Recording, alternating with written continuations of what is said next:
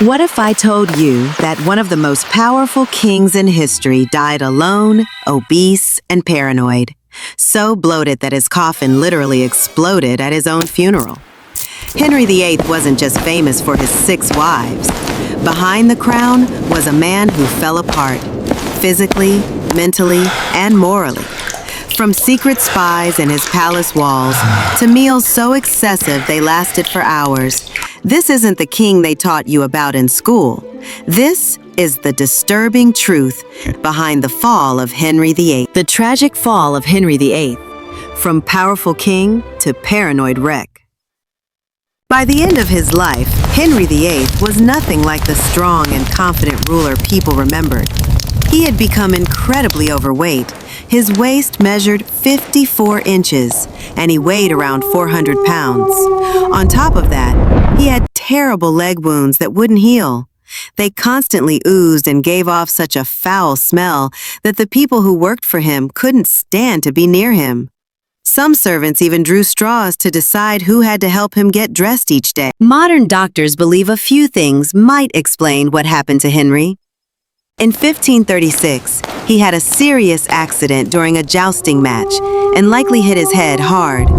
That kind of injury could have caused personality changes, and many noticed how he went from being charming to angry, suspicious, and violent. There's also a theory that he had a condition called Cushing syndrome, which could explain his mood swings, massive weight gain, and those terrible ulcers. But back then, his doctors couldn't say anything. Even hinting that the king was unwell could be seen as treason, a crime punishable by death. Henry's health got so bad that he couldn't control his bowels and had to be carried around in special chairs.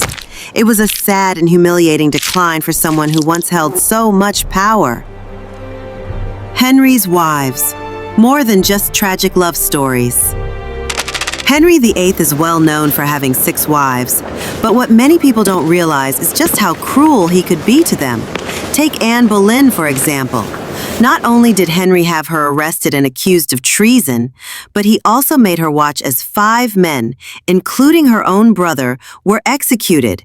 These deaths were part of a setup to justify getting rid of her. When Catherine Howard, his 5th wife, was found to have had relationships before their marriage, Henry responded by passing a new law that made it treason to marry the king without telling him your sexual history.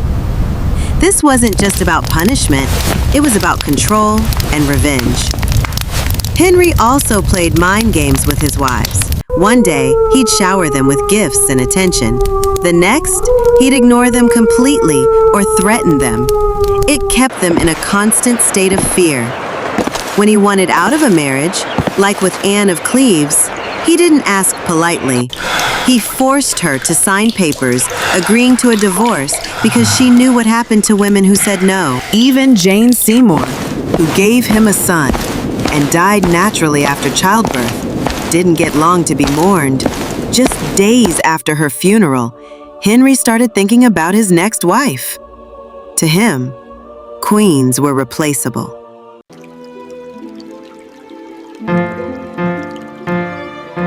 Henry didn't just eat a lot. He ate like he was trying to feed an army. He consumed around 5,000 calories a day, despite barely moving around in his later years. A single meal could include an entire roast pig, multiple chickens, fish, bread, and barrels of wine. His kitchens prepared hundreds of dishes daily, just for him. He believed that certain foods had magical powers. For example, he thought eating swan would give him elegance, and oysters would boost his strength. So he ate huge amounts of them, convinced they were helping him. But Henry was also paranoid. Before he ate anything, several people had to taste it first. Then wait half an hour to see if they got sick. Only then would he take a bite. Meals were public events that sometimes lasted hours, with dozens of people watching him eat like it was a performance. He even banned simple, healthy foods like turnips and barley because he thought they were too common for a king. He refused to eat anything that didn't match his royal image, even if it made him sicker. Living in fear. The king's world of spies and secret passages. Henry's paranoia wasn't just about his food. He became obsessed with the idea that people were trying to kill him. He slept with weapons next to him and surrounded himself with armed guards. His palaces were full of secret passageways and hidden peepholes, built so he could spy on others or escape quickly if needed. He created a network of spies so intense that even the spies were being spied on. Nobody trusted anyone, and fear spread through the court like a disease. People were afraid to speak freely or even joke. He didn't trust his own family either. He had spies watching his daughters, Mary and Elizabeth, convinced they were plotting against him. It didn't take much to fall out of favor. He had people executed just because someone claimed they might be disloyal in the future. He even acted on dreams or hunches. It was a terrifying environment, and everyone, even those closest to him, walked on eggshells.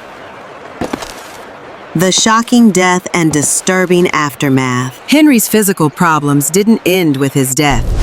In fact, they caused problems even after he died.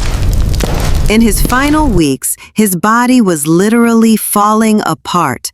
As servants carried him, pieces of rotting flesh would fall off, and the smell was so awful that some doctors reportedly vomited. After he died, his body was placed in a reinforced coffin, but even that wasn't enough. During the funeral procession, the coffin exploded due to the buildup of gases from decomposition. His remains spilled onto the hearse, and according to some accounts, dogs were seen licking them off the ground. It was a humiliating and undignified end for a man who once ruled with absolute authority. His burial wasn't easy either.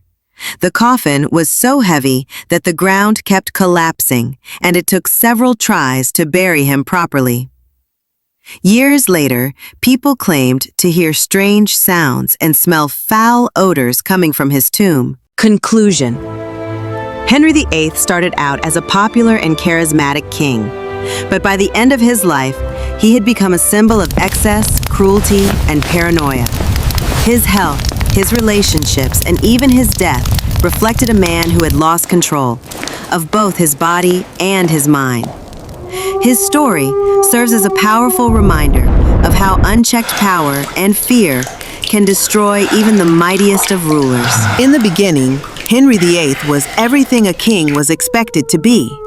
Charming, athletic, admired. But the deeper you look, the clearer it becomes. His power didn't just corrupt him, it consumed him. What started as strength turned into obsession. What began as leadership became tyranny.